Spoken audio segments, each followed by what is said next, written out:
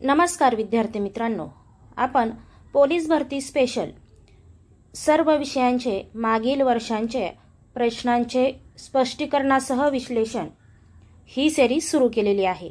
त्यामधील महाराष्ट्राचा भूगोल या विषयाचं आजचं आपलं हे तिसरं लेक्चर आहे। यामधील पहिला प्रश्न क्रमांक 41, महाराष्ट्रातील कोणत्या नद्या खचदरीतून वाहतात? हा प्रश्न मुंबई पोलीस भरती 2024 आणि SRPF ग्रुप क्रमांक 8 2024 या दोनही ठिकाणी एकाच वर्षी विचारण्यात आलेला आहे। याचं उत्तर आहे तापी व पूर्णा। मग आपल्याला माहिती पाहिजे की तापी नदी कुठे उगम पावते, तर तापी नदी ही मध्य प्रदेश या राज्यामध्ये सातपुडा पर्वतरांग या ठिकाणी सातपुडा पर्वतरांगेमध्ये मुलताई या ठिकाणी तापी नदीचा उगम होतो। तापी नदी महाराष्ट्र, गुजरात व मध्य प्रदेश या 3 राज्यांमधून वाहते। तापी नदी ही पश्चिम वाहिनी नदी आहे। तापी नदी कशी आहे, तर पश्चिम वाहिनी नदी आहे आणि महाराष्ट्रातील पश्चिम वाहिनी नद्यांमधील सर्वात मोठी नदी म्हणून सुद्धा ओळखली जाते। मग महाराष्ट्रामध्ये किती किलोमीटर ही नदी वाहते, तर महाराष्ट्रामध्ये तापी नदी एकूण 208 किलोमीटर एवढी वाहते। आणि तापी नदीची एकूण लांबी किती आहे, तर तापी नदीची पूर्णतः एकूण लांबी आहे 724 किलोमीटर आणि महाराष्ट्रातली लांबी आहे 208 किलोमीटर। त्याचप्रमाणे आपण या ठिकाणी पूर्णा नदीची सुद्धा माहिती बघणार आहोत। मग पूर्णा नदी ही तापी नदीची मुख्य उपनदी आहे आणि या नदीचा उगम हा गाविलगड डोंगर रांगेमध्ये, कुठे?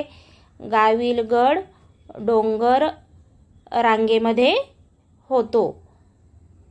तापी व पूर्णा यांचा संयुक्त प्रवाह जो आहे तो जळगाव,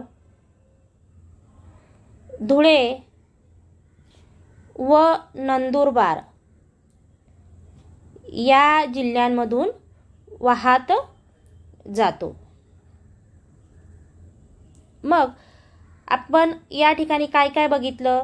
तापी नदीचा उगम कुठे होतो, तापी नदीची एकूण लांबी किती आहे, तिची महाराष्ट्रातली लांबी किती आहे आणि ती कोणत्या कोणत्या राज्यामधून वाहते। तसेच पूर्णा या नदीबाबत सुद्धा माहिती बघितली। ती तापीची मुख्य उपनदी आहे, तिचा उगम गाविलगड डोंगर रांगेमध्ये होतो। तापी आणि पूर्णा यांचा प्रवाह जळगाव, धुळे आणि नंदुरबार या जिल्ह्यांमध्ये वाहत जातो। तसेच आपण अभ्यास करताना गोदावरी, गिरणा, मिठी, पैनगंगा, मांजरा व पैनगंगा या सर्व नद्यांची बेसिक माहिती ठेवणं गरजेचं आहे। मी या अगोदर सुद्धा सांगितलेलं आहे, नद्या असतील, डोंगररांगा असतील, शिखरे असतील, या सर्वांचा अभ्यास करताना आपल्याला त्याबाबतची बेसिक माहिती असणं गरजेचं आहे।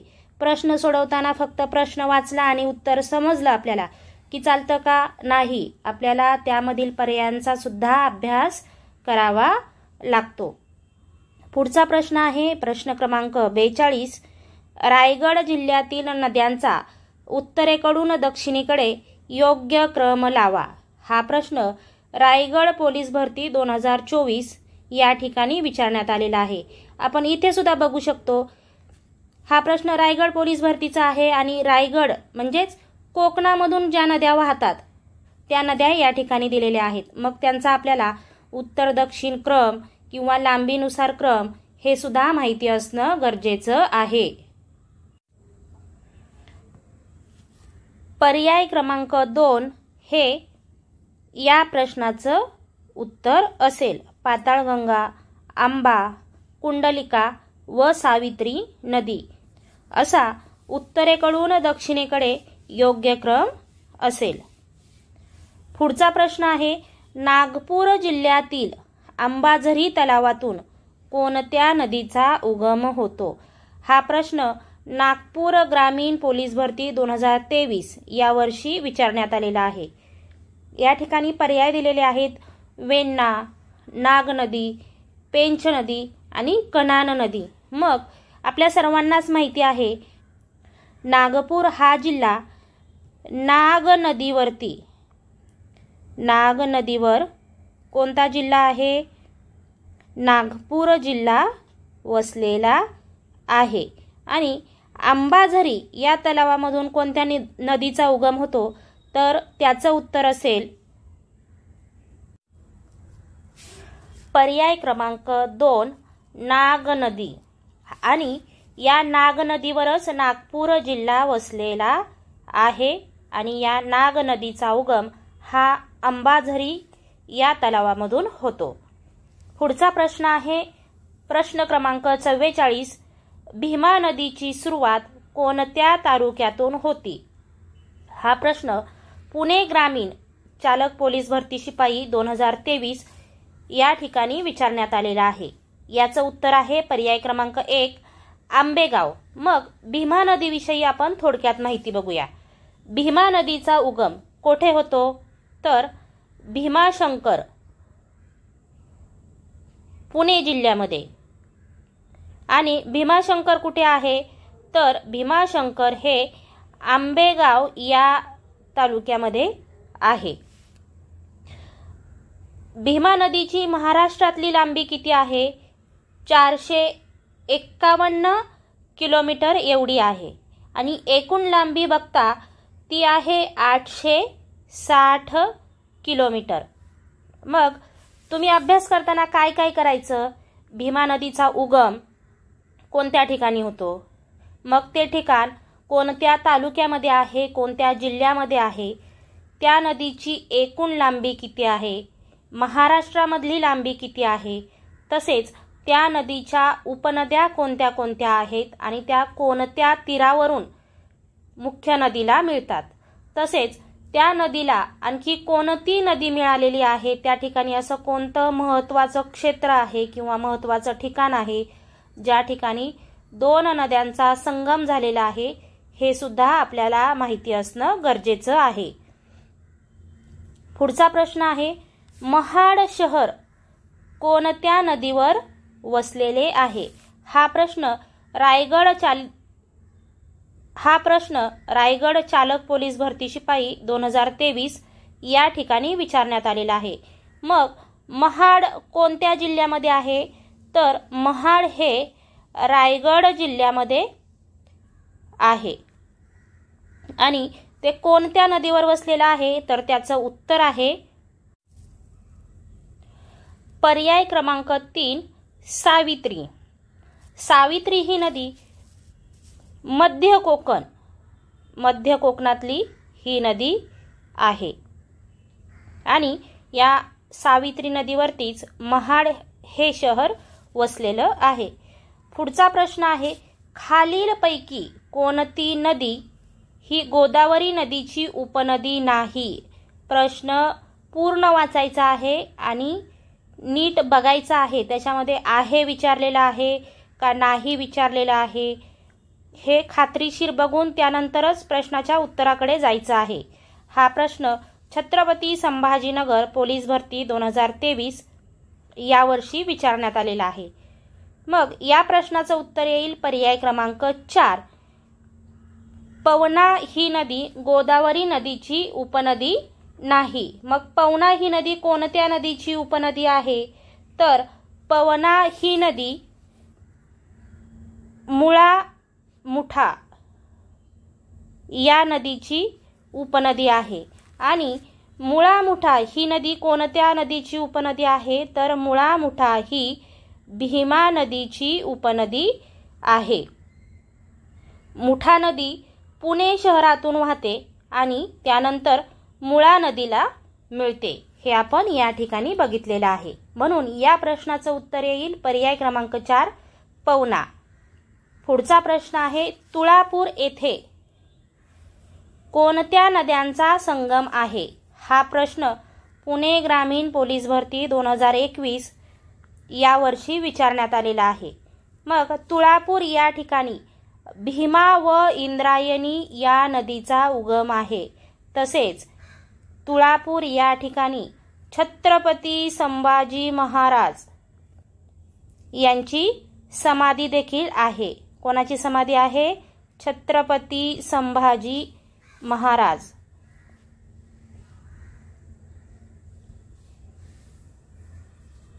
हे तुम्हाला सगळ्यांना माहितीच असेल. पुढचा प्रश्न आहे प्रश्न क्रमांक 48. खालीलपैकी कोणत्या जिल्ह्यातून तापी नदी वाहत नाही? मग आपण महाराष्ट्राचा नकाशा बघतो.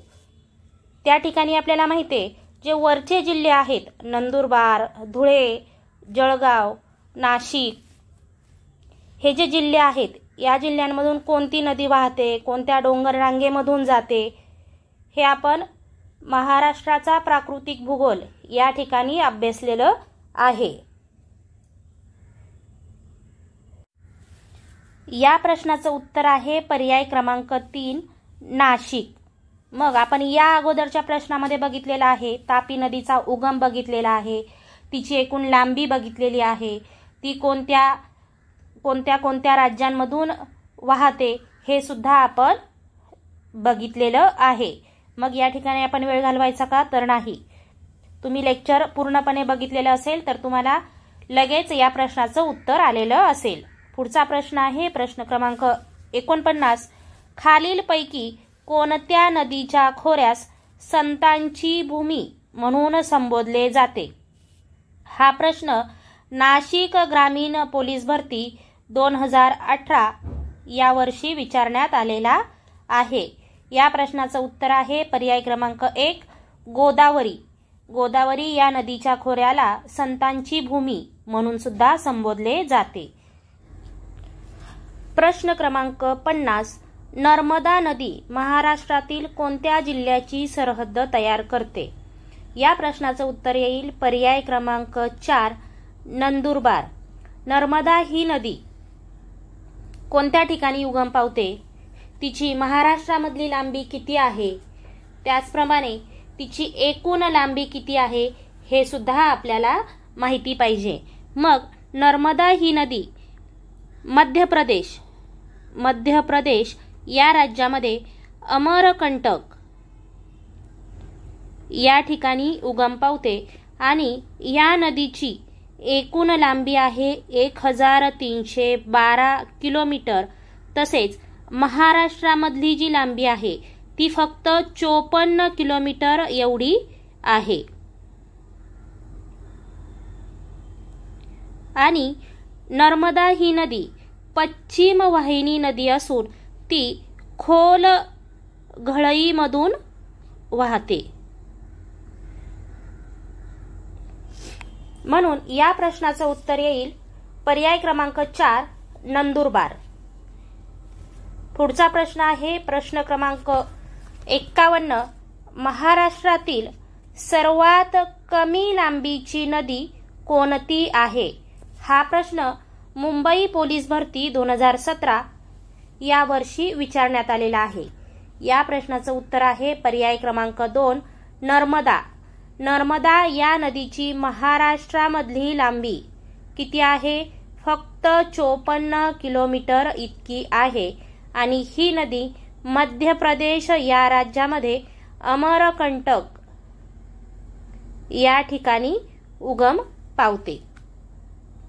प्रश्न क्रमांक 52. नागपूर हे शहर कोणत्या नदीवर वसलेले आहे?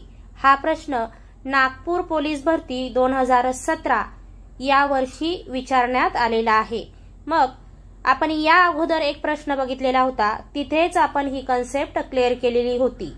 नागपूर हे शहर नाग या नदीवर वसलेलं आहे आणि नाग नदीचा उगम अंबाझरी तलावामधून होतो, हे सुद्धा आपण पाहिलेलं आहे. प्रश्न क्रमांक 53, मानगंगा ही कोणत्या नदीची उपनदी आहे? हा प्रश्न सातारा पोलीस भरती 2016 या वर्षी विचारण्यात आलेला आहे. मग मानगंगा कोणत्या जिल्ह्यात आहे? तर मानगंगा हे सातारा या जिल्ह्यामधलं आहे आणि ही भीमा या नदीची उपनदी आहे. म्हणून या प्रश्नाचं उत्तर येईल पर्याय क्रमांक 4, भीमा नदी. पुढचा प्रश्न आहे, टिंबटिंब या नदीच्या खोऱ्याने राज्यातील एकूण क्षेत्रफळापैकी जवळजवळ निम्मे क्षेत्र व्यापलेलं आहे. हा प्रश्न नंदुरबार पोलीस भरती शिपाई 2016 या वर्षी विचारण्यात आलेला आहे. या ठिकाणी पर्याय दिलेले आहेत. पर्याय क्रमांक 1 गोदावरी, पर्याय क्रमांक 2 कृष्णा, पर्याय क्रमांक 3 भीमा आणि पर्याय क्रमांक 4 कोयना. या प्रश्नाचं उत्तर येईल पर्याय क्रमांक 1 गोदावरी. मग आपण गोदावरी नदीविषयी थोडक्यात माहिती बघूया. ही नदी ब्रह्मगिरी या ठिकाणी त्र्यंबकेश्वर, कोणत्या ठिकाणी आहे हे ब्रह्मगिरी? त्र्यंबकेश्वर या ठिकाणी उगम पावते. या नदीची एकूण लांबी आहे 1465 किलोमीटर एवढी, पण महाराष्ट्रामधली जी लांबी आहे ती आहे 668 किलोमीटर. आणि या नदीने म्हणजेच गोदावरी या नदीने महाराष्ट्राचे एकूण 49% एवढं क्षेत्र व्यापलेलं आहे. मग या नदीच्या वेगवेगळ्या उपनद्या आहेत. मग किती खोरी आहेत या नद्याची उपखोरी? एकूण 8 उपखोरी आहेत. गोदावरी मुख्य खोरे, गोदावरी पूर्णा खोरे, मांजरा खोरे, पैनगंगा, वर्धा, वैनगंगा, प्राणहिता आणि इंद्रावती असे एकूण गोदावरी नदीची 8 उपखोरी आहेत. याचप्रमाणे तुम्ही कृष्णा, भीमा आणि कोयना या नद्यांची माहिती सुद्धा करून घ्यायची आहे. पुढचा प्रश्न बघूया. प्रश्न क्रमांक 55. प्रश्न क्रमांक 55. माहुली येथे कृष्णा व टिंबटिंब नदीचा संगम आहे. हा प्रश्न सातारा पोलीस भरती 2016 या वर्षी विचारण्यात आलेला आहे. मग आपल्याला पर्याय दिलेले आहेत कोयना, वेण्णा, तारळी आणि येरळा. मग या प्रश्नाचं उत्तर आहे पर्याय क्रमांक 1 कोयना नदी. मग आपण या कोयना नदीविषयी थोडक्यात माहिती बघूया. कोयना नदी जी आहे तिला शिवसागर जलाशय असं सुद्धा म्हणतात. मग या नदीचा उगम सह्याद्री पर्वतरांगेमध्ये महाबळेश्वर या ठिकाणी होतो आणि या नदीची एकूण लांबी ही 119 किलोमीटर एवढी आहे. मग ही नदी कोणत्या नदीची उपनदी आहे? तर कोयना नदी ही कृष्णा या नदीची उपनदी आहे. आणि कोयना व कृष्णा यांचा जो संगम झालेला आहे त्याला प्रीती संगम असं सुद्धा म्हणतात. मग हा कोणत्या ठिकाणी झालेला आहे प्रीती संगम? तर माहुली या ठिकाणी. कोणत्या ठिकाणी? माहुली या ठिकाणी कृष्णा व कोयना या नद्यांचा संगम झालेला आहे. मग येरळा नदीविषयी आपण थोडक्यात माहिती बघूया. तुम्हाला समजलं का या प्रश्नाचं उत्तर काय आहे? या प्रश्नाचं उत्तर आहे पर्याय क्रमांक 1 कोयना. मग आपण येरळा या नदीविषयी सुद्धा थोडक्यात माहिती बघूया. येरळा ही नदी सातारा व खटाव म्हस्कोबा डोंगर रांग, कोणती डोंगर रांग आहे ही? म्हस्कोबा डोंगर रांग या ठिकाणी उगम पावते आणि ही सुद्धा कृष्णा नदीला भिलवडी या ठिकाणी येऊन मिळते. कोणत्या ठिकाणी? भिलवडी जवळ कृष्णा नदीला ही येरळा नदी मिळते. म्हणजेच येरळा ही सुद्धा कृष्णा नदीची उपनदी आहे. पुढची नदी आहे वेण्णा नदी. मग वेण्णा नदी आणि तारळी नदी याची माहिती तुम्ही अभ्यासून ठेवायची आहे. पुढचा प्रश्न आहे प्रश्न क्रमांक 56. गोदावरी व इंद्रावती या नदीचा संगम टिंबटिंब या ठिकाणी झालेला आहे. हा प्रश्न गडचिरोली पोलीस भरती 2017 या वर्षी विचारण्यात आलेला आहे. याचं उत्तर येईल पर्याय क्रमांक 2 सोमनपूर. प्रश्न क्रमांक 57. जालना शहर कोणत्या नदीच्या काठी वसलेलं आहे? हा प्रश्न जालना पोलीस शिपाई भरती 2021 या वर्षी विचारण्यात आलेला आहे. मग आपण अगोदरच सांगितलेलं आहे की नद्यांचा अभ्यास करताना कोणतं शहर हे कोणत्या नदीवर वसलेलं आहे, त्याचप्रमाणे त्या नदीचा उगम कोठे होतो, त्या नदीची एकूण लांबी किती आहे, या बेसिक गोष्टी आपल्याला माहिती असणं गरजेचं आहे. या प्रश्नाचं उत्तर आहे पर्याय क्रमांक 3 कुंडलिका या नदीकाठी जालना हे शहर वसलेलं आहे आणि या कुंडलिका नदीवरतीच कुंडलिका धरण सुद्धा आहे.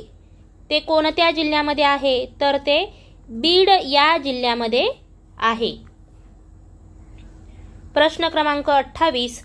चांगदेव या तीर्थक्षेत्राजवळ कोणत्या नद्यांचा संगम झालेला आहे? मग चांगदेव हे तीर्थक्षेत्र कोणत्या जिल्ह्यामध्ये येतं? तर चांगदेव हे तीर्थक्षेत्र जळगाव या जिल्ह्यामध्ये येतं आणि त्या ठिकाणी तापी व पूर्णा या नद्यांचा संगम झालेला आहे. मग तापी नदी कोणत्या ठिकाणी उगम पावते? तर तापी नदी ही मध्य प्रदेश या राज्यामध्ये उगम पावते आणि ती पश्चिम वाहिनी नदी आहे.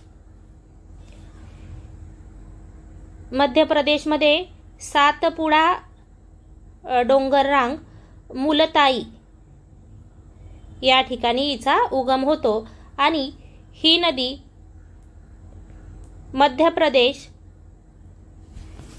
गुजरात व महाराष्ट्र, मध्य प्रदेश, गुजरात व महाराष्ट्र या 3 राज्यांमधून वाहते व या नदीची एकूण लांबी ही 724 किलोमीटर असून महाराष्ट्रामधली या नदीची लांबी ही 208 किलोमीटर एवढी आहे.